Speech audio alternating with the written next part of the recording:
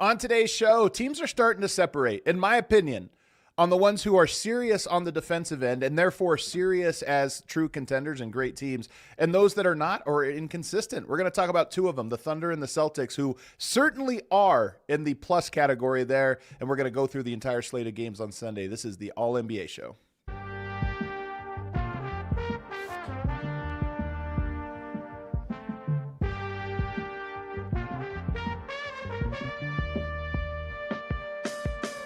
What is up, everybody, and welcome to the All-NBA show powered by FanDuel, America's #1 sportsbook. Get started with $150 in bonus bets if you win your first $5 bet at FanDuel.com/All-NBA. I'm your host, Adam Mares, and I'm joined on this Monday by my esteemed colleague, Jason Timpf. He is over at the Volume, Hoops Tonight. JT, how you doing today? I got to say, I had a great weekend, man. Fantastic weekend. I was just going to say, it's been a lot of basketball for Adam Mares. So Adam and I played in the same pickup run yesterday in the morning. Your daughter hits a game winner in her game. You could tell everyone about that. You sent me the video. She set a heck of a screen, got a huge offensive rebound, made the game winner. And then we get a jam-packed Sunday slate. Now we're talking about it. We're very blessed, Adam. We have a life filled with basketball. So blessed. Plus, we're here in Denver, Colorado. East Coast right now. Everybody stay safe. Under like 8 feet of snow right now. Have you looked at the 10-day forecast here in Denver? We have a 70-degree day coming up. 70 degrees in February. I know. I will say, though, the mountains have finally started getting some snow. Perfect. I went and skied Vail for the first time 2 weeks ago, and then they got like another 20 inches. So I'm going to try to get back out there later this week. Nice. Like, I'll take the warm weather in the Denver metro as long as we get the snow in the mountains. It's the perfect setup, to be honest with you. Stay warm down here. But yeah, man, I sent you the video. I sent everybody in my life the video, you know, like I always talk about it. I always brag about my 9-year-old daughter, but yeah, they had the championship game. It goes to you love 9th grade girls hoops, right? Because it's hard to score in general. I think they won 16-14 in double overtime, and double overtime becomes sudden death. So it's just like first team to score, and she hit this like awesome little putback. It was so cool, man. So it was probably, I'm trying to think about it. It might be my favorite basketball moment. The Nuggets championship was cool. My own career had some highlights, but that one right there, my daughter hitting the 9-year-old Winter League sudden death championship game winner might be #1. Yeah, it's funny because like I did a little bit of high school coaching back when I was in Tucson. The year before I started with the Volume, I was more involved in actually like coaching games and stuff. And then once I started the Volume, I had to shift because my night job, I had to shift more towards doing like skills training and stuff. But my joy from the game in helping young players was actually greater than when I was playing myself. And I can only imagine that going to another level when it's your own kid. So when it's your own kid, man, it's like something really special. So like I said, great weekend. Even though the Nuggets got absolutely smacked by the G League Warriors, my weekend wasn't ruined. It was still fantastic. We got a lot of games we're going to break down today, but we're going to start with our FanDuel game breakdown. The first game where we always go, we like to talk about the games, the actual games. Cavs, Thunder shorthanded. No Shai, no JDub, no Caruso, no AJ Mitchell. It's not just that those are star players.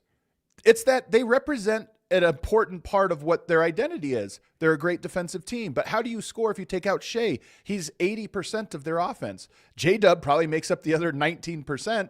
And then you talk about AJ Mitchell, who's sneaky important to them because he's also a ball handler that can get into the paint, collapse defense, make passes, make shots. He can do all of that. Caruso, we know what he does on the defensive end. So you take those guys out, and it's not like, they're shorthanded, but next man up.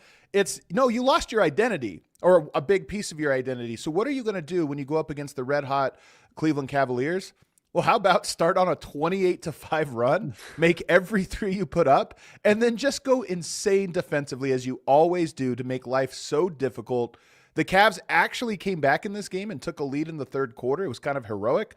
But and it's even more impressive to me that the Thunder could be up big, give it up slowly, just kind of slowly lose it, and then still close and execute in the close and make big shots in the close. I couldn't be more impressed with what I saw from the Thunder in this game.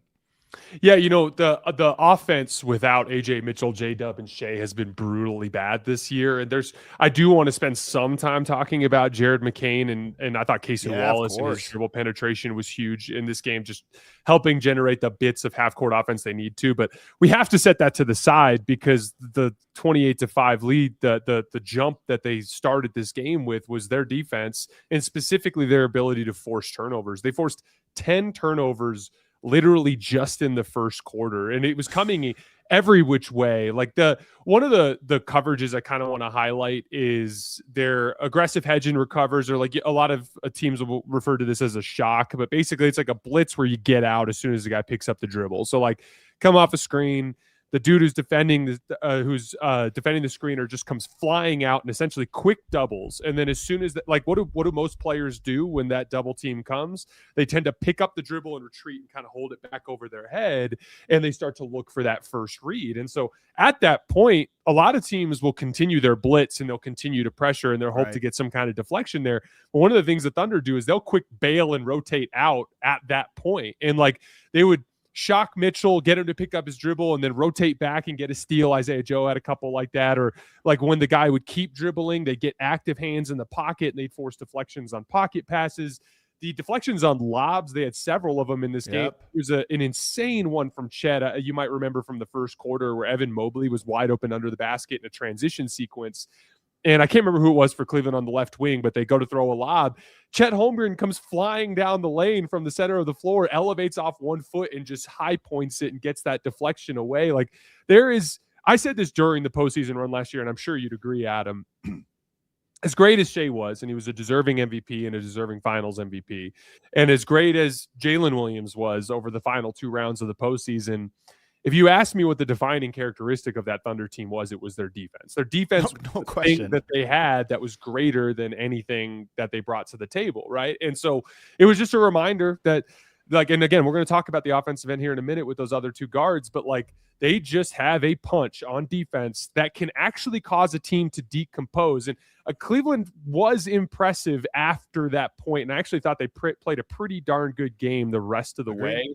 But that first quarter shook their foundation so much that they could never fully recover. And that's the kind of like decomposing that Oklahoma City's defense can do to really any offense in the league. I mean, Denver is arguably the best offense in the NBA over the last half decade, if not longer. And they decomposed in Game 7. Like all it takes is 10 bad minutes against Oklahoma City's defense, and you could be in a hole that's too big to dig yourself out of. Well, part of it is because of how well they turn those into points. When they get deflections, they get steals because it compounds. It's not just we didn't get a basket or they got into us and stymied us. It's that it often results in a 6-second fast break. And now we got to do it again. Like we just wasted all this energy trying to get a point. I like your first point, though. I want to break down their defense. So I like your first point.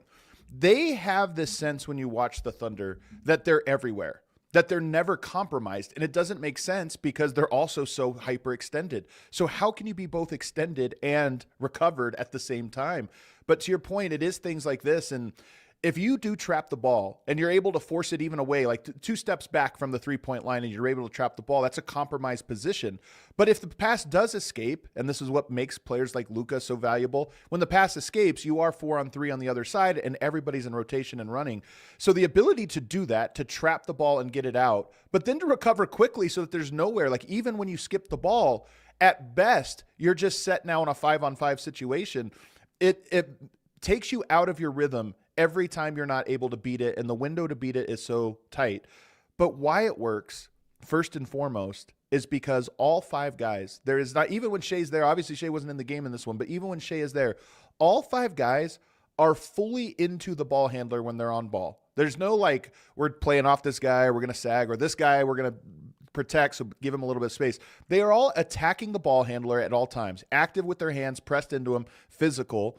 And then on the rotations and on every pass, nobody jogs to it. Nobody softs one hand's up. I'm just going to go to the side. They all go full speed on their recoveries. And it's crazy to watch a team that's down 4 players. I mean, they still have a deep enough roster. They can still play 10 guys, which they did. But even when a team down 4 players, there's 10 guys in a rotation, and every single one of them goes 100% on every assignment on the defensive end for 48 minutes. It's crazy to watch, and it is such a contrast to, I would say, there's like 6 teams maybe that do this, and the other 24 teams, the contrast is insane. Nobody gives that level of effort and execution on the defensive end.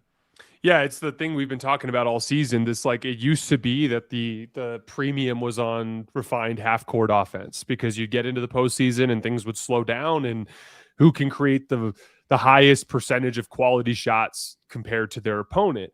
And now it's become very much about winning the possession battle. And that's the thing. Like Oklahoma City will have sequences where they gamble and they miss and they give up a wide open three. Oklahoma City does actually give up a larger number of unguarded catch and shoot threes than you would think for a defense as talented as they are. But it all cancels out when you're getting 31 points off of turnovers the other way. You'd have to give up 10 wide open threes that go in just for that to be canceled out. And so it's all about that battle. Like I was thinking about this, and we're going to talk Lakers later, but like when you're a Lakers team that's built on the idea of being able to score in the half court, and then Luka has a bad game, LeBron has a bad game, Austin has a bad game, you have no other way of trying to influence what's happening on the court. And that's the thing. Like Oklahoma City, they're down their three best dribble drive guys, and they can still drive success through the margins. They can still drive success through offensive rebounding. They can still drive success through forcing turnovers and getting out in transition. They have other ways to drive success for them. And I just thought that was like, like there have been times this season, like when Oklahoma City was struggling over the course of the previous month and a half or so, there were times where I thought their defense actually lightened up a little bit. And there's no real criticism there. Like I think that's super typical for a team that's literally won a championship and that is dealing with an 82 game grind. Even young players, they'll relax a little bit in that situation, but they have a level that they can get to. They can ratchet things up on that end of the floor in a way that is downright damaging. And that's what they did. Like that first quarter was one of the best defensive punches I've seen from any team this season. Yeah. They were swarming. It gets so bad. And like, Adam, I know you know what I mean. Like when we've all seen this before. When you go up against that type of defense, sometimes it starts to cause you to make more unforced errors because of how in your head they are with their pressure. Love this. There's a play I was about to say it. Like there was a little shovel pass to Jared Allen right in front of the rim when he was wide open during that first quarter, and it just like bounced off his hands and went to the other team. And I'm like, if you look at him, you can see his head, like right as the pass comes, his head goes up. He's freaking out and rushing because of how intense Oklahoma City's defense has been, and it's leading to an unforced error. Like they're both Mitchell and Harden had uncharacteristic turnovers in that run where it just looked like they were sloppy, and that comes from just that overwhelming defensive pressure starting to shake your confidence as an offensive player. You can get hot from three. You can get hot in transition. The Thunder get hot defensively. And I know that's kind of what you're saying is there was a sense when it was like 15-3 or 15-5, whatever it was, there was a sense that the Cavs were going to turn it over again because that was the rhythm of the game. And you could see them playing that way of like, oh my God, it just feels like the next pass is going to be tipped. And that was the rhythm that the Thunder can just find themselves in. You're absolutely right, though, and it's not shameful. Shai is an incredible offensive player, and they're a good offensive team. At their best, a very good offensive team. But that's not why they're contenders. It's not why they're great. They're great because their defense is consistently good. And they're able to plug new guys into the system and immediately get it. Jared McCain is the latest example of this, where he looks like a different player defensively now because it's like, oh, this is what we do here. It's a culture of we just go all out, get into guys, and he's been doing that. The guys that stood out to me in this game, though, there's three of them. I mean, Chet Holmgren was great. There's a lot of guys stood out, but the three guys that really stood out to me most were Cason Wallace, Isaiah Joe, and Isaiah Hartenstein. And I'm going to start with Hartenstein. We talk about big mobility often as, can you sit down and guard on the perimeter? And he can do that to some extent. Is he going to shut down Luka or Kyrie or somebody like that on an island? No. But he can move his feet. Like, you're not panicked. But what makes him so great alongside Chet that you can play two 7-footers together, it's the speed elsewhere, not on ball. Just how do you have to rotate? When we talk about all the rotations they have to make, he's also able to play at full speed sprint, where a lot of bigs kind of have to like jog around. It's tiring. They're big bodies. They have to kind of jog to recovery. Isaiah Hartenstein goes so hard when he's like sprinting to the corner, recover back for the rebound, step out on the pick and roll. He just is able to move at a pace that I think is unique and underrated for a 7-footer. Well, I'd even add to that like there's an instinct element to rotation, kind of like seeing where the play is going. A lot of times, like the basketball plays have a similar kind of tic-tac-toe. Like a drive off of this position will typically lead to this kick out, which leads to this extra pass, which like you can kind of see the progression. Like, oh, on this pick and roll we showed at the level, this guy's going to hit in the pocket, which means that I've got to rotate we're going to X out. So I'm going to rotate up to the wing and my guy is going to go to the corner. And like, there's all these like sequences that take place, and perimeter players tend to do that their entire lives. And so they kind of have that instinct more naturally, but a lot of bigs just struggle with that instinct. They'll throw a bad rotation, or they'll rotate to a guy who's already covered. They'll kind of like fail to see those things developing. And there's a huge instinct element to that I think Hartenstein's fantastic at. And to your point, a lot of bigs, the recovery is back to the basket. Whereas with the Thunder, that doesn't have to be the case. They can all kind of play the same. It's not, I stepped out, now I go back to the basket, and when I get there, you tag out and go back to the perimeter. They can go from, I left the paint out to the perimeter, but I recovered to the opposite corner because that was the next rotation. And that, it just allows for a level of defensive versatility that is special. Not every team can do it. And so I thought he was fantastic. And just watching him run around last game, I was like, man, he was a plus 23. And to me, it was a loud plus 23. Then you have Cason Wallace, who, okay, if Shai is out and JDub is out, who is it? You still have to have an offensive hub, an offensive engine. And my God, did he do a great job of being that. 7 of 17, okay, not that great, but 4 of 8 from 3 was incredible. 10 assists, and he was just able to create offense. A lot of this was in transition, but when it did get to the half court, they needed somebody that could be the first dribble drive guy. And I thought he did a really good job of that, and a good job of reading the court out of that. Yeah, well, to your point, Cleveland only forced one fewer turnover than Oklahoma City did. It's not like they were struggling to turn Oklahoma City over, but they were failing to convert those on the other end the way that Oklahoma City was. And Cason's always been an awesome open court player. I'd add off the ball to this too. He runs to the corner super well, and he could shoot those transition spot up threes really well. But like, one of the things that stood out to me on film with Cason is he stays super low to the ground and is always chaining his dribble combinations together in a way that allows him to constantly be able to attack whenever he sees a gap. And like, there were so many, to your point, beyond the transition sequences, there were so many like little examples of dribble probing that led to good looks. Yep. Like just a little drive off the left corner where he gets down kind of to like 6-7 feet away from the basket along the baseline that forces Jared Allen to drop to the block and help. Shovel to Isaiah Hartenstein, little floater in the lane for an easy bucket, or kind of just across the lane dribbling that brings Lou Dort's man in. Here's a little swing to Lou Dort above the break. And I think like another kind of sneaky, awesome part of Cason Wallace's passing feel is his interior passing. He's very good at leading bigs and finding the smaller windows that bigs can capitalize on for finishes around the basket. He's one of those guys that, like, if you were asking me, like, of all the young talent for Oklahoma City, is there a guy here that has some on-ball pop, a guy that can like really take off? AJ Mitchell already has, so let's set him to the side. He's basically become the team's number 3 this year. But Cason Wallace is that next guy in line. Like, if there's a version of this team where the Thunder can't hold on to AJ Mitchell in the long run, or if they can't hold on to some player that they end up dropping and they need somebody to step in and actually be able to reach a level of offensive a polish on the ball, Cason's that guy. He's got a lot of that, like, Drew Holiday-esque, plays a lot bigger than he is, can work in the mid-range, has great touch from a lot of different spots on the floor. I just think that him filling in that gap was huge. And I mean, again, we'd be remiss if we didn't mention Jared McCain here and just his ability to move around off the basketball. I thought that was a huge part of their offense as well last night. I want to put McCain to the side because he deserves his own, sort of segment here. Cason Wallace, I like your comp to Drew Holiday. I hadn't thought of it, but they have like similar. You're right that there's a similarity to the way they play. I mean, defensively, first of all, they're just up and into you, very handsy, very strong, to your point. Drew Holiday looks stronger, but Cason Wallace plays strong as well.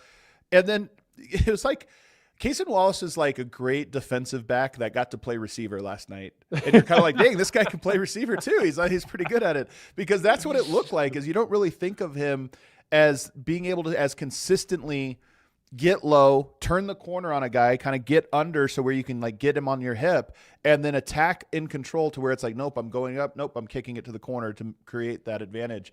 And he just did such a good job of it last night. It was insane. And I think when you watch, like when I think about the Thunder, how do you beat the Thunder going into the playoffs? A lot of it is, well, they're so reliant on Shai offensively that if you can disrupt that, are they comfortable behind it? And this is what JDub represents mostly to me, is you get the ball out of his hands, and then JDub is good at making these. But Cason, you see something like what you saw from Cason Wallace last night, even Chet Holmgren, and you're like, they actually have guys, though, third, fourth, fifth option guys that are not just duds. It's not like they're a fish out of water when they catch the ball. They're not always going to have the opportunity to be as aggressive as they were last night, but Cason Wallace is just so capable of it based on what we saw. I mean, that guy would be a secondary ball handler for a lot of teams. Just not as just a 3-and-D guy, but a guy that you'd say, yeah, that's our other scoring option or our other get into the paint option. Well, to your point, so like I'd put Aaron Wiggins in this box. I'd put Isaiah Joe in this box. I think even Lou Dort, kind of sneaky, has a little bit of on ball kind of like pop. Like he can put it on the floor and do something every once in a while.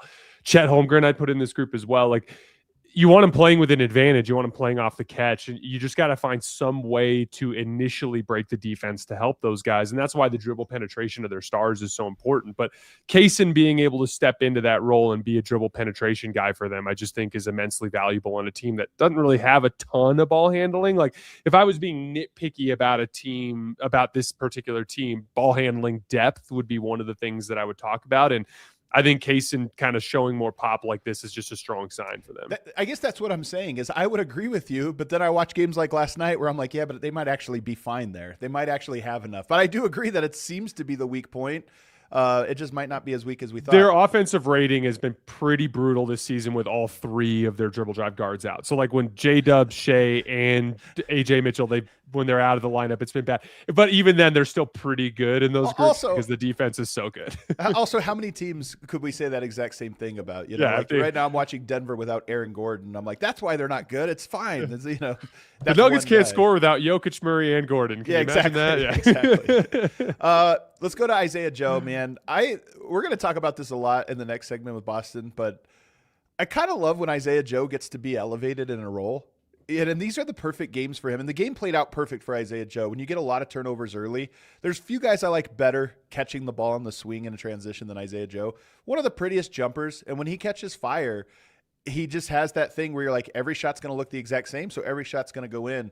He's fun when he gets to take 13 shots, 11 from 3, and just kind of let it rip. I thought he did a great job with it last night, and 5 steals.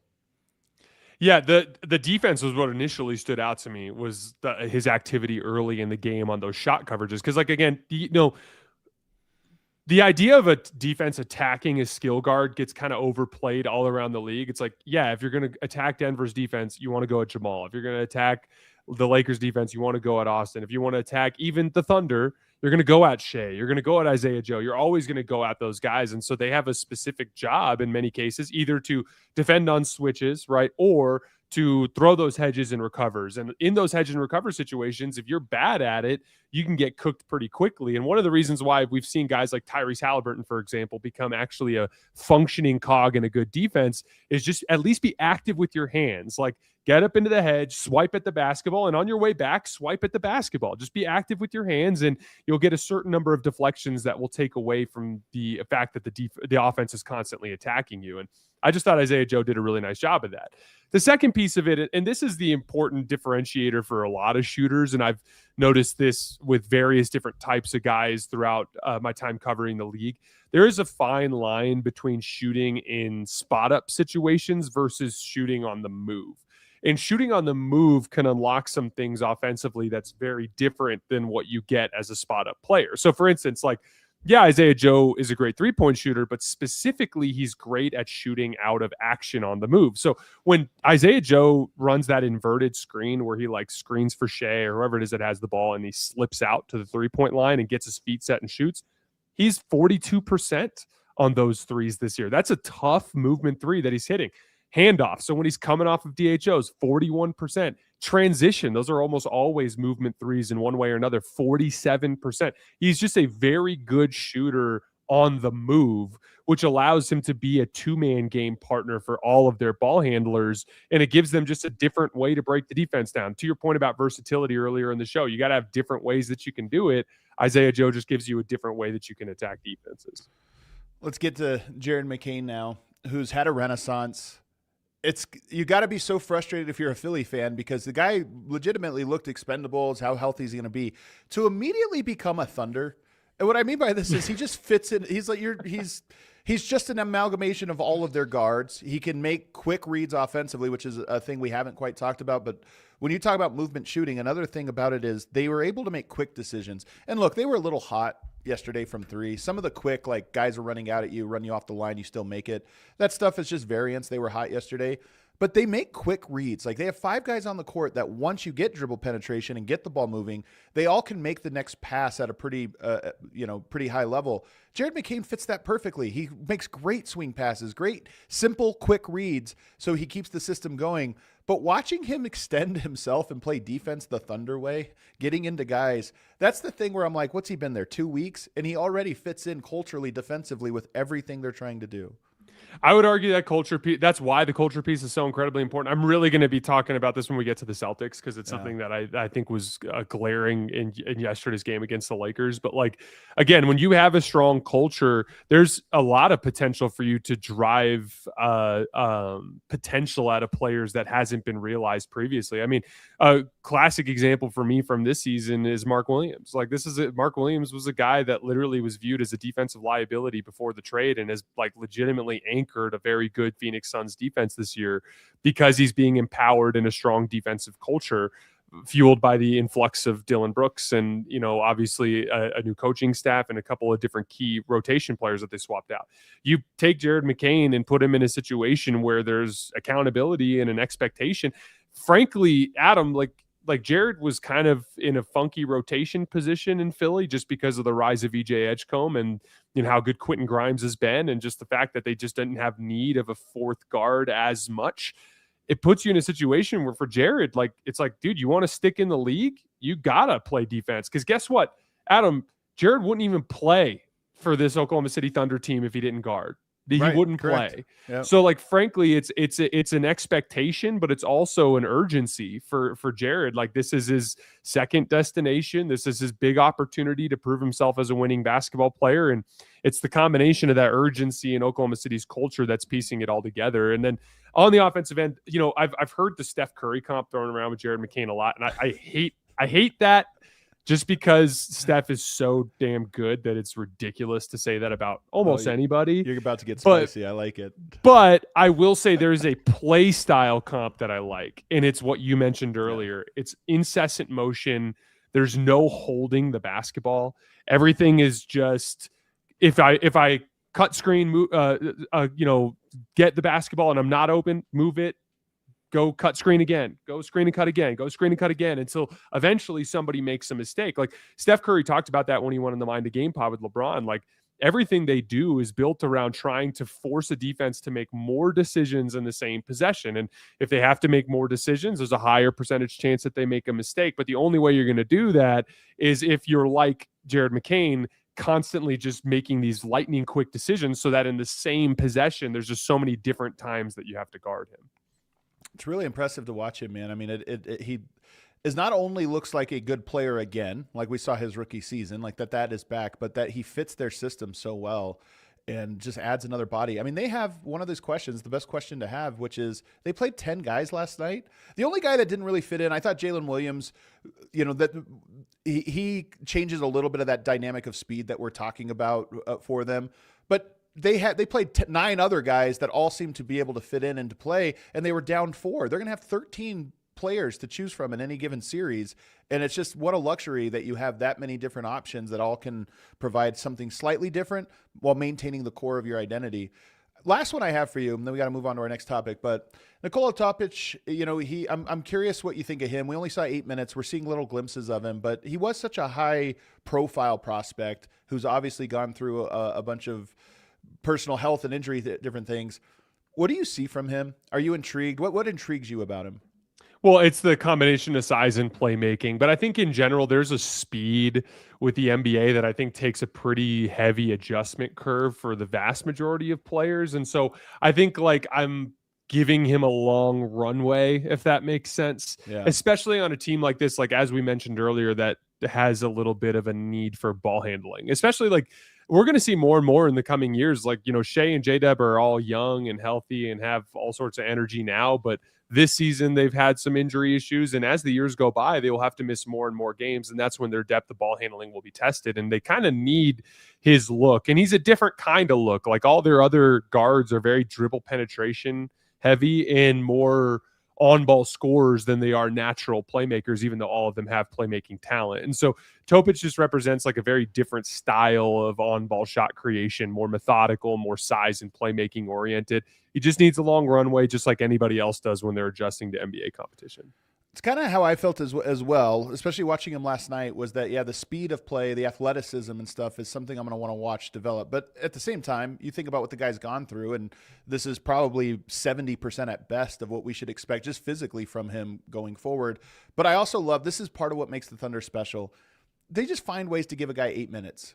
Right? They didn't have to. They had a 10-man rotation yesterday. They could have easily gone to 8 and not strain themselves, but they always find a way to get minutes for these guys that just feels like a program. It feels like we need to give them 8 now because it's going to be 15 here in a little bit and it's going to be 20 soon. And it just feels like the perfect developmental entry point for him. Do you have to your point, they could have just played Jared McCain for 24 minutes. Yeah, it's an investment in reps in these guys. Yeah. Is there do you have one quick note on the Cavs? I agreed with you that I thought their ability to come back in this game was great, but I also think that it's exhausting to go up against the Oklahoma City, and to come back from 23 points down has got to be doubly exhausting. And part of it was they used up a lot of energy to get back, and the ball didn't bounce their way in the clutch. Yeah, I was actually generally impressed by them after that first quarter. They stopped turning the basketball over in that second quarter. Sam Merrill got hot, and Donovan Mitchell and James Harden actually did have some stretches of this game where they did a decent job breaking down Oklahoma City's defense. Some stretches where Jared Allen and Evan Mobley did look stronger finishing around the basket. They had some really impressive runs in this game in general. I thought they played a lot better after that first quarter. It was just too much for them to overcome.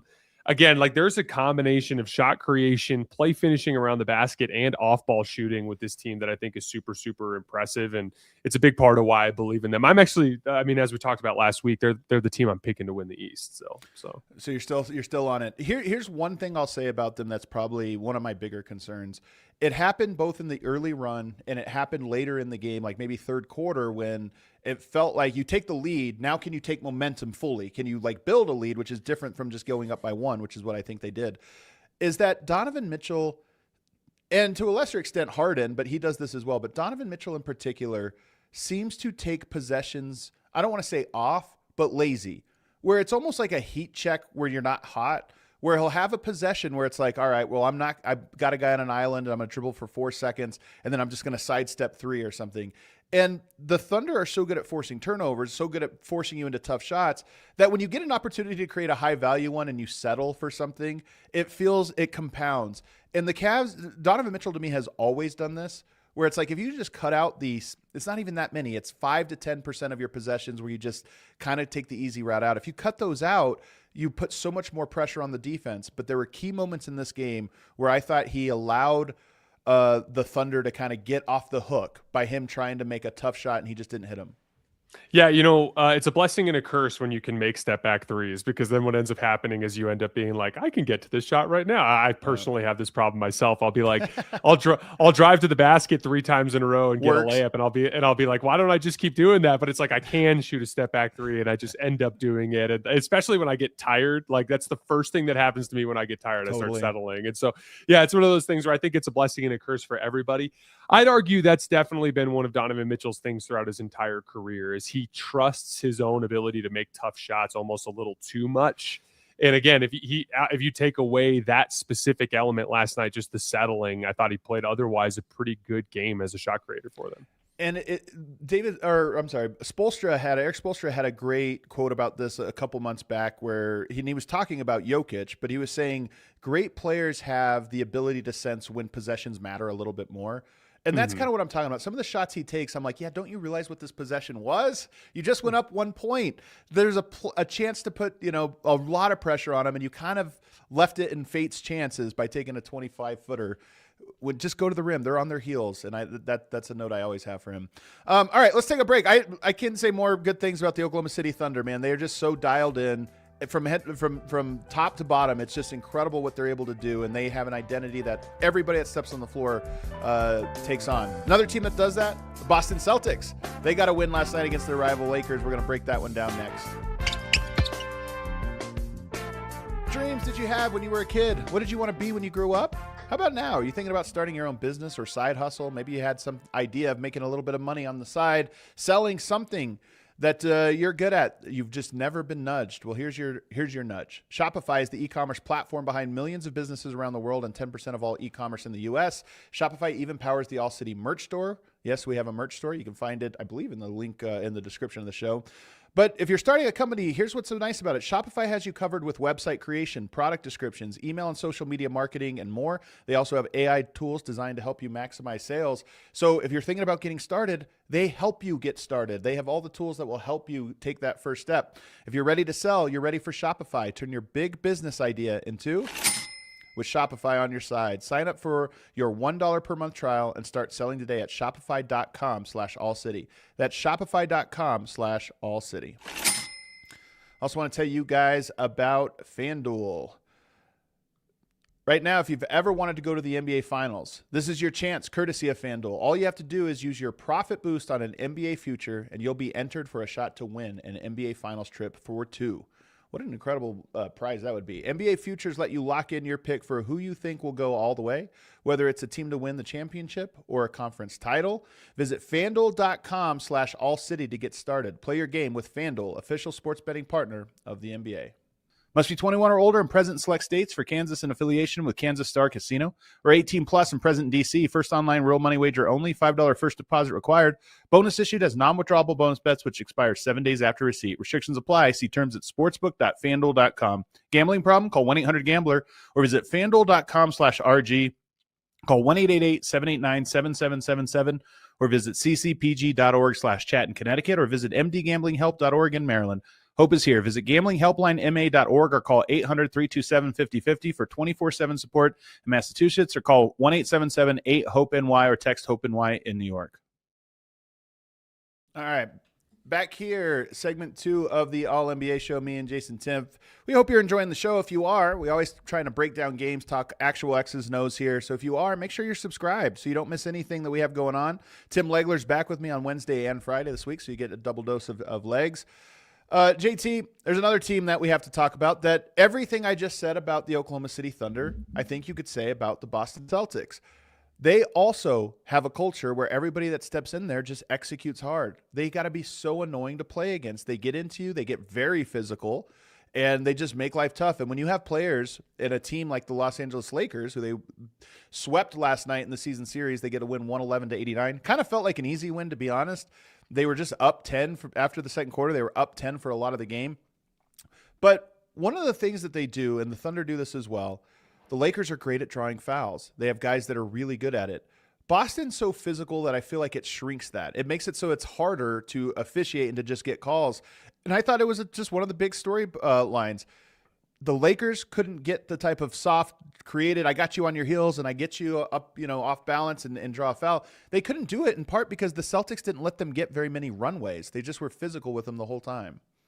Yeah, I think officiating is a good spot to start here because Laker fans were really upset with how that was going last night, and I just didn't see that dynamic at all. I mean, I'm generally like if you're complaining about officiating, that's lame kind of guy. That's just the way I'm wired. But like So the two dynamics that were frustrating Laker fans were Boston ball pressure, just like the hacking up and down the floor in ball pressure situations, which I want to zoom in on that in a minute too, just as a culture thing for Boston, because I just thought it was hilarious how much they cared about picking up full court all game last night in a positive way.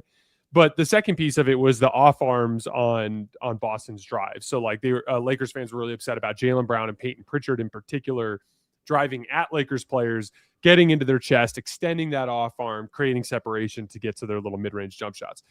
And I just look at that as like, guess what? It's a contact sport. You better toughen up and be ready for it. Because like the whole thing with these teams is like Boston knows that they're going to commit some fouls, and they know that they're committing a lot of fouls throughout the game with their ball pressure. They know that they're going to pick up an offensive foul or two with their guys, playing super physically aggressive downhill and initiating contact and pushing off a little bit. They're under the impression that that's going to benefit them in the big picture.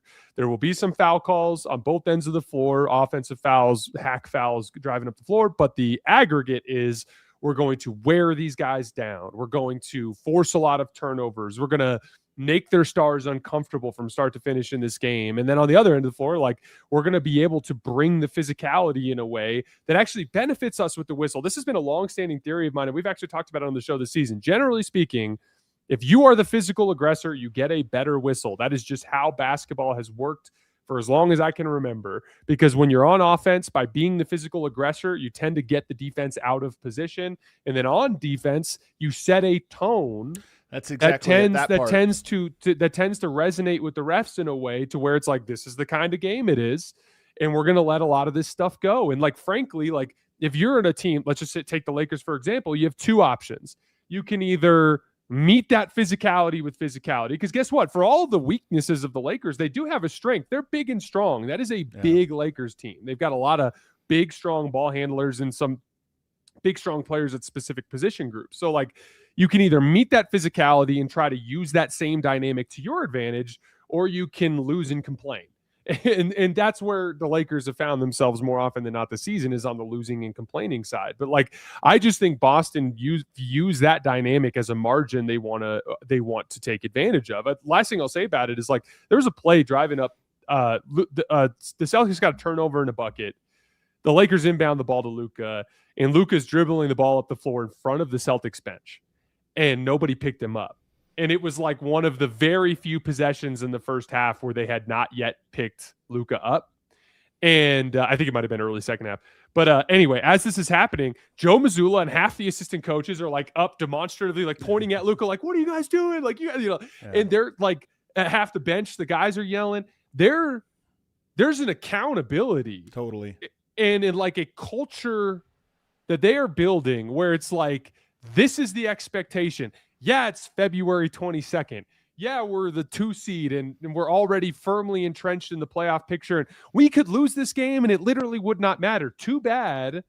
We're trying to build this culture of being the kind of team that does this stuff every single possession. And if you ask me why the Celtics lost Drew Holiday, lost Jason Tatum, lost Kristaps Porzingis, lost Al Horford, and they're still as good as they are, and the offense has been as good as they are, it's literally because Joe Mazzulla has established a basketball culture over these last few years that has extensive buy-in. There's actually a reasonable amount of continuity, more than you'd think, for the players they lost. Some of the other guys.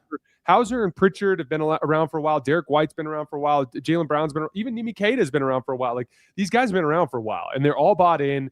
And I just think, like, I mean, if it wasn't for JB Bickerstaff having the most obvious coach of the year case in the history of the NBA with how good this Pistons team has been, I think Joe Mazzulla would be in that conversation. Agreed. The strong culture that he's built there. He still probably is, to be honest with you. I mean, we'll see how the year plays out, but nobody had them like this. I think the people that were bullish on the Celtics were like, well, they could make some noise as this underseed in the playoffs and, surprise some people. You don't want to play them, but favorites, 2 seed favorites in the conference, and doing it the way that they're doing it. The physicality point is honestly all of it. And it really is just about get into them as an expectation, not as a thought. I don't think Boston goes into it thinking we're going to get physical. It's just who they are now. They've done it so much that they just bring it every single second. And then, we talk about this a lot, but Boston attacks. They also try to draw fouls. They get the contact that you're talking about. And their complaints, I was watching a back-to-back with Luka Doncic and Jalen Brown, and Luka did his thing where thought he got fouled, looks at the ref, doesn't get back, and it was Hugo Gonzalez goes all the way down, catches an outlet pass, and you're like, yeah, that Luka, you were supposed to match up with him in transition, but you stopped. Jalen Brown had one where he thought he got fouled. I didn't think he did, but he thought he got fouled, and he looks at the ref and kind of opens his palms, and it was maybe 1 second. It was like, and then he got back and just played. I was kind of like, yeah, that's how you do it. You're frustrated, boom, move on. And they just have that mentality where it's every play, just keep going, just keep going, just keep going. And it was such a contrast to what you saw from guys like Ayton, who will try to get a hand on the ball on a rebound. If he doesn't get it on first effort, he's not getting it on second. The Celtics are just constant, first effort to second to third to fourth to fifth, and then move on to the next play. Yeah, again, like to your point, the Lakers have a way that they like to win games, and it's through half-court execution, and they are very good at it. And there are nights where, like, Luka, Austin, and LeBron, well, the three of those dudes just haven't played very much together this season. I'm hoping they can get a little bit more flow as the year goes on. But, like, they'll have games where the two stars that are playing both play great, and they're just really hard to beat, because they can be so good in the half court. But it's like, okay, you have a game like last night where Luka is mediocre by his standards, gets pretty badly outplayed by Jalen Brown, and Austin, gets pretty badly outplayed by Payton Pritchard, and LeBron, he's 41. He's not going to feel great every single night. And like, what's your next punch? What's the other thing that you do? And that's what's so fascinating about the Celtics team is like, they're an elite offense, like a truly elite offense. They have that as like their primary punch, but they also have built out this defensive identity. They also control the margins. Like, this is a team in Boston that every single game has a multiple point advantage in second chance points and points off turnovers. That is something that it's like starting every game with a 5-point lead. Yeah. And again, when you're talking about, because they're about 2.5 plus per game in each of those categories. And it's like, that's a way that Boston goes into every game, is like, this is something that we have in our camp. And so then it's like, on any given night, it's like, all right, on this night, we were cold from three, but our defense was good and we controlled the offensive glass. Got to win. Okay, our defense wasn't as good tonight, but man, did we shoot the hell out of the three, and we did force some turnovers with our ball pressure, and we got some buckets that way. And it's like, if you have more boxes like that you can check on any given night, it's just easier to piece together wins than teams that can only win with one specific thing that they do well. And I just think that is always going to be a hallmark of great culture and great coaching. The last thing for me with this game, I like Jaylen Brown and Derek White. When they take over games, they could be really fun. I don't think the Celtics are more fun than when it's Payton Pritchard's team. And last night, like, they simplify their offense a little bit. Everybody you get the ball and you try to attack. You spread the court and you try to attack and just get downhill. Play quick. They get a lot of, like, there wouldn't be transition points, but there's secondary break points. Like, we got down, even though it's not a fast break, just go quick. Try to attack your man, get to the paint, and then get them in rotation or try to score. Payton Pritchard, when he gets going, he's so good at getting to the basket and then hitting like the 5-footer, because he just really quickly, first 6 seconds of the shot clock, he gets into the paint and he doesn't even have to kick it out. But when he is on fire, it's just, I don't know what it is about his game. He's like, I always compare people to Kyrie if they have a good handle. He's really not like Kyrie, but he's got the similar thing to where he can get going, where he's so quick and hitting these threes that are insane. Last night, he just was a superstar. It was superstar Payton Pritchard, which is, I think, the most fun version of the Boston Celtics. Yeah, well, he has a ability to win battles on the ground that I think is super impressive. And we were talking earlier about the push-offs, like getting into people's chests and creating separation. But it goes deeper than that. Like, it's kind of like what we were talking with Cason Wallace. Payton plays super low to the ground, and he has such good footwork chaining together dribble combinations going both ways. Like the shot clock beaters that he had yesterday, and he had two massive ones in the first half. Of them. Yeah, those really tough. Yeah, he's like, I do this. It's like, yes, you do, Payton. Yes, you do. And but it's like he'll chain together like, an in and out into a cross, into some sort of forward aggressive move, into a step back, which is really like 4 moves. And when he's doing that against a player that's bigger and slower than him, it's just impossible for them to keep up. And like, I've been fascinated by this dynamic in general. We may get to it later in the show with Tyrese Maxey and how he cut apart the Timberwolves. But like, these matchups are really fascinating to me because, like, when you have even great defenders that are upright and big and they run into smaller guys that can win on the ground, it just gets really difficult to like mirror their moves and meet them on the other side of the move. And like, Payton just brings a very different style of scoring than any other player on the Celtics. And that's why it looks so different when he's in the zone like that. And when he's making threes, man, it just looks so good. He's just such a fun, shifty player, and then you don't know what to do with him. Do you agree with me? This game, I know it was like 10 points for most of it, but it felt like a butt whooping to me. It just felt like Boston was in the driver's seat. Yes, it was a butt whooping. There was never a moment in that game where, like, after the first like 10 minutes, I was like, quarter, the Lakers are completely outclassed. But I mean, here's a stat that I'll give you to kind of wrap things up on the Lakers. I think if we wanted to have a deeper Lakers conversation, I think there's an Austin Reeves, like, he continues to struggle against some of these better teams in the league, which I think is a little bit of a red flag for a team that views him as a foundational piece. But the big one for me is the Lakers this season, when they play against teams in the top 10 in point differential, are 28th in point differential in those games. They get absolutely tossed around every time they play against these types of teams. The only 2 teams that have been worse are I think it was Brooklyn and Washington, if I remember correctly. Like, they are just consistently completely outclassed in these types of matchups. Yeah. I think the point, this goes together, the point you made about the aggressor kind of determines the whistle. I think this is what I think of Austin Reeves. He's such a good foul drawer, but he's especially good against bad defenses or soft defenses, meaning if you're like just trying to keep him in front or whatever, he's good at getting you off balance and drawing a foul. But the good teams are aggressive and into you. They don't even give you that runway. They're not trying to react to you. They're proactive and attacking you. And I think he actually swings pretty hard the other direction because it takes away that part of his game. And then does he have the raw tools and athleticism and length to get around guys? So to me, I think there is something to what you're saying. The statistics showing that against good teams, he struggles more than you would expect. It's because I do think that swing is especially wide for him in that one capacity, but he's not the only one. There's a lot of players that fit this bill. And I think it's a sneaky part of why teams get so frustrated with OKC. Why do they get away with murder? Well, they're taking away what you want your player to be able to do. And what do they do around that afterwards? It can be tough. Yeah, I'm hesitant to write Austin off because he's conquered every demon in his past. There was a time when it was like, oh, will he ever learn how to catch and shoot? He's figured that out. There's a time at the beginning of literally last season where you're like, is Austin capable of being a high volume on ball guard? Like, it looks like D'Lo's better than him at it. But by the end of that season, he had put that to rest. And at the beginning of this season, it was like, no one will ever say that again. Like, I mean, with how good he was to start the season. So like, I'm hesitant to write Austin off because he just keeps going into the lab and figuring things out. So like, I would not put it past Austin to figure this out, but there's no doubt that at this point in time in his career, he struggles against teams that have a depth of athletic perimeter talent that can really get up into the ball against him. Well, let's wrap up by doing some quick hitters from these other games. And I'm going to go to my team now. The Nuggets dropped what might be their worst loss of the year, although they kind of have a lot of worst losses of the year this year. But they lost at Golden State, 117-128. This game was tied with 6 minutes to go. The Warriors were on fire. They played they play at 5-out style, with Al Horford starting. Draymond Green didn't play. Steph Curry didn't play. They go 5-out, and they're just going to launch threes. And they were on fire. They had 15 threes in the first half, 25 assists in the first half, and just couldn't miss. It was pretty bad defense by Denver, but they couldn't miss. Denver comes back in the game and leads for a large part of the second half. And then with 6 minutes to go, it's tied, and Denver goes to clutch time. How are they going to handle this? This used to be their calling card. It's been a struggle this year. They got absolutely beat down in the clutch. Turnover after turnover after turnover, leading to fast break.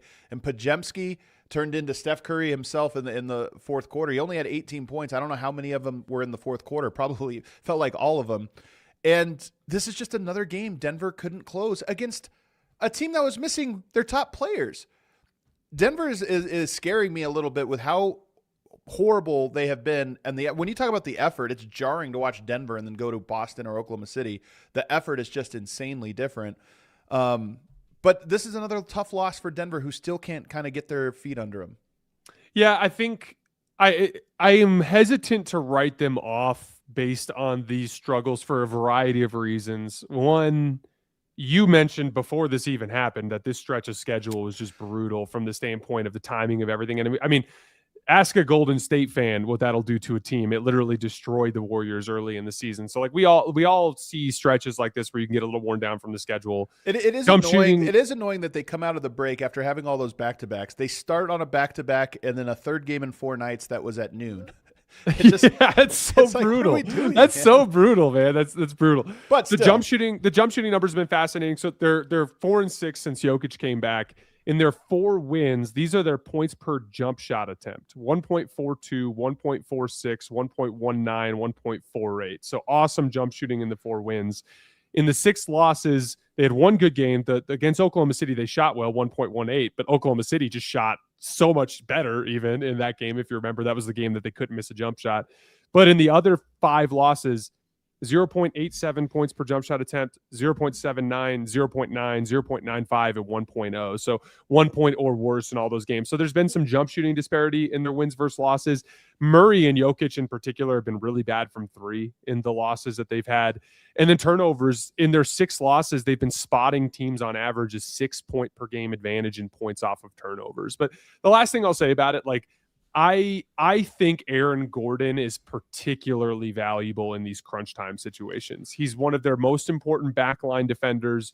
He's one of their most important pieces of their spacing concept on offense, like his ability to be a vertical spacer under the basket. everyone thinks of the two-man game with Jokic and Murray, but what they do is they clear the entire top of the floor. And the only way they can do that is by having the dunker spot occupied with a guy that can provide the reliable vertical spacing window. That's what gives Jamal Murray and Nikola Jokic so much space to run their two-man game. And so I think, no one's going to put him on the same level as Murray and Jokic, but he's clearly their third most valuable player. And without him, I think it just makes it a little bit harder for them to be as methodically, good with their execution down the stretch of games. If he's healthy, I'm just going to have a hard time thinking that the Nuggets are going to fail to execute at the end of games. I still am holding on to this. The one thing I'll say though is we're 2/3 of the way through the season, and we're talking about the true contenders right now: Boston, Detroit, San Antonio, Oklahoma City. These teams do what we're saying. They're a pain to play. Nobody looks forward to playing the Celtics or the Thunder. It's like, dang, this is gonna be a tough one. I think everybody looks forward to playing Denver. It's gonna be an easy one. You're gonna get a chance to make 15 threes in the first half. The Mavericks beat the Pacers in a tankathon, 134-130. But the only highlight I have from this is that Khris Middleton had 25, 7, and 7. He is a potential buyout candidate. I think it's very possible that he gets bought out, and then title teams look to go to him. Could he be, in your opinion, a missing piece for a title team, a guy you plug in late and he makes a meaningful difference? I mean, it depends on the team and what they specifically need. There are a lot of teams out there that I think could use, if he went to a team like Toronto, for example, I think he'd help a lot more than if he went to a team that already had quite a bit of offensive skill. I mean, as a basketball player, I just love watching Khris. There's just a level of fundamental polish that he has. All those he was just absolutely frying the Pacers over his right shoulder, just little right shoulder fades, little right shoulder step through, lefty finishes, just little post positioning quirks. He's just kind of like the old man who understands angles and positioning and footwork better than everybody, and then just has the buttery smooth jump shot to tie it all together. I just thoroughly enjoyed watching that performance from him. But yeah, I mean, can he help somebody? Yes, it would just need to be a team that specifically needs refined offensive skill. I think I love players that always had an old man game and then become old men. It's like he's aged into his game, so it's perfect. It fits him. The Hornets get the win over the Wizards, 129-112. LaMelo Ball, 37, 8, and 7. Not too bad, even if it is the lowly Wizards. But you have a Melo Ball take. Yeah, it's been funny for me because as I've said on the show before, there's a general lack of seriousness with LaMelo that drives me crazy. I mean, even as an off-court example, I think this stuff that's been coming out with him and the way he's been driving around Charlotte is an example. But really with LaMelo, I have seen many examples over the course of even this run with all the success they've had with Brandon Miller and with Con Knipple and Moussa Diabate or Ryan Kalkbrenner, Sion James, and all these different young players that have popped for them. There have been a lot of late game sequences where everybody looks to LaMelo. And, that's the really interesting dynamic with this team moving forward is there isn't really a guy that seems super confident initiating offense for them in big spots other than LaMelo, even though we can agree. There's these sequences where, I see Brandon Miller and Con Knipple on the weak side attacking off of those advantages, and they're just so damn good at it. And there are certainly stretches where they look like they don't need him. But I would say that, if you have any plan to move on from him, you better have a plan for another sort of primary on-ball guy, because I do think that this team at their best is when LaMelo's playing well. And so obviously last night it was more of a during the game, just, nuclear 3-point shooting type of thing. But again, I've seen it late in games where they all just look at him and they're like, you're the guy. Yeah. You're the one who's going to create that first advantage for us. And so I just think he's the most interesting piece for the Hornets over the next couple of years. Does he become the serious cog for them, or does he become the guy they move on from and need to replace? But he does still seem super important to them when they're at their best.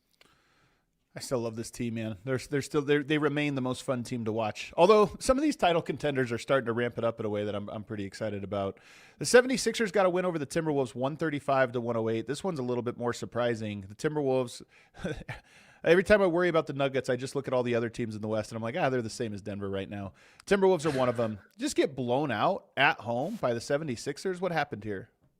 Yeah, that whole group, Minnesota, Houston, Denver, Lakers, they're all just 500 teams for the last 2 months. It's so crazy, man. But this one, This has kind of stood out to me all year. I mean, we were talking about it with Austin Reeves earlier, like how he struggles against some of the shorter guards. Austin Reeves has cooked up Jaden McDaniels this year. And like part of the reason for that is he's just too fast for him. And it's sticking out like a sore thumb for me with Minnesota. And I think it's going to be something that Chris Finch is going to have to adjust with his defensive game planning. Because we even saw this last year in the postseason. If you remember, Shai Gilgeous-Alexander was way too fast for Jaden. And then Shai runs into a smaller defender in Andrew Nembhard, a guy who doesn't even have nearly the reputation that Jaden McDaniels has defensively, but he made things much harder on Shai because he was able to beat him on the ground, like beat him to spots and keep him in front and turn him into a tough jump shooter. And Tyrese Maxey literally had the Timberwolves' entire front line, not just Jaden, but all the bigs that he was attacking. He had them look like they're stuck in the mud. And I know Rudy Gobert didn't play last night, and Minnesota's had some defensive issues that extend even beyond the Rudy Gobert stuff over the course of the last few weeks. But like, I just thought it was a glaring example of a specific matchup weakness for Minnesota, which is they can struggle with some of these quick guards that can just beat their bigger players on the ground. It's kind of an interesting thing. And I always think about the teams they are good against, not necessarily a ton of quickness. So there could be there's a little rock, paper, scissors to what all these teams are capable of and what they're vulnerable to. Tyrese Maxey, though, 39 points, man, just monster game from him. 16 of 28 shooting, 4 of 7 from the three-point line.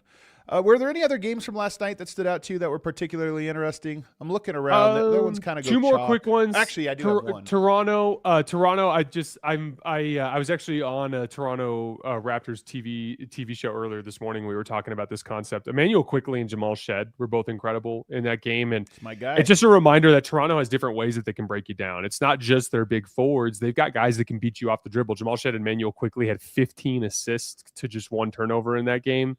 And then lastly, the Magic Clippers game, Desmond Bane down the stretch, man, that huge offensive rebound putback, the big pull up that he hit over Niederhauser. And I mean, Ben Mathurin ended up getting a pretty good look off the left wing off of a little slip screen with Kawhi that could have won it. But I thought Paolo Banchero had a big stop on Kawhi one-on-one late in the game. Just a couple of big late game plays from some key Orlando Magic players to get a win there. The one last one I'll give you is the Trailblazers go from giving up 157 points to the Nuggets. That's the most points given up by any team in the NBA this year, to just 77 for the Phoenix Suns. I saw a stat that said it's the first 80-point defensive turnaround in NBA history. Not a surprise.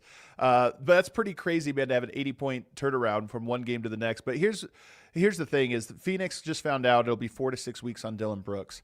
They've had a Cinderella season. Things have been great. I don't know how well they survive this. Obviously, you'll get them back. That should put you in time for the playoffs. You know, I mean, it's right around there. If it's 6 weeks, it's right around when the playoffs begin. But you should get them back at some point. But I feel like with their 2 games up on the Warriors, 5 on the Blazers, probably going to be able to hold on to that 7-8 seed. But how much better can they get if they don't get to have their team together until the very, very end? And how can they possibly be ready for the playoffs? Did they lose the magic with this injury? Yeah, I mean, it's just they were all like when you have Devin Booker out and then you lose Dillon Brooks. I mean, you're just losing too much of your shot creation there. Like I've seen Colin Gillespie I like Colin Gillespie. I just think he's a guy that is best playing as like a tertiary option or playing with an advantage. And I just think when he is asked to do too much, it can kind of fall apart. They just don't have the offensive talent right now to generate shots. Who's going to come out of the play-in in the West? I think those 4 teams are probably close to a lock to be the play-in teams. Suns, Warriors, Blazers, Clippers. You had to pick the 2. I'm rooting for the Clippers. I just think I want to see Kawhi play in a playoff series. I would say that Golden State and Phoenix are still going to be your safest bets. I mean, just thinking about how Portland and the Clippers would most likely have to win 2 games under the circumstances, that's tough. And I mean, even for the Clippers, Kawhi by himself, and who knows if Darius Garland will be healthy, like on the road in Portland would be a really tough play-in game. And like, I think the Clippers have a good shot to take that 9 seed, but like, it's just going to be really tough for any of those teams in the 9-10 to get out. And I would love to see Steph in the playoffs as well. As much as I think that's always true, Phoenix with this injury and then the Warriors just in general and how their season's gone, they both just feel more vulnerable to 2 consecutive losses, you know, and falling out of that than typical. Should be an interesting one. Well, this is a lot of hoops, man. We talked a lot of hoops. Yeah. I think the best game we broke down, though, was the Broomfield Eagles 9-year-old girls championship. That was the best analysis we provided. Totally agree, my friend. This is good stuff. You can catch him over at The Volume. Always fun, man. We just make this podcast from start to finish. Real hoops, X's and O's breakdown, so we hope you enjoyed it. If you do, make sure you're subscribed. Throw us a like. Leave us a comment below. Let us know what team you want us to talk about. We're going to be back on Wednesday with Tim Legler. It should be a great one. Everybody do us a favor. Hit that like button on the way out. We all silly like the mayor.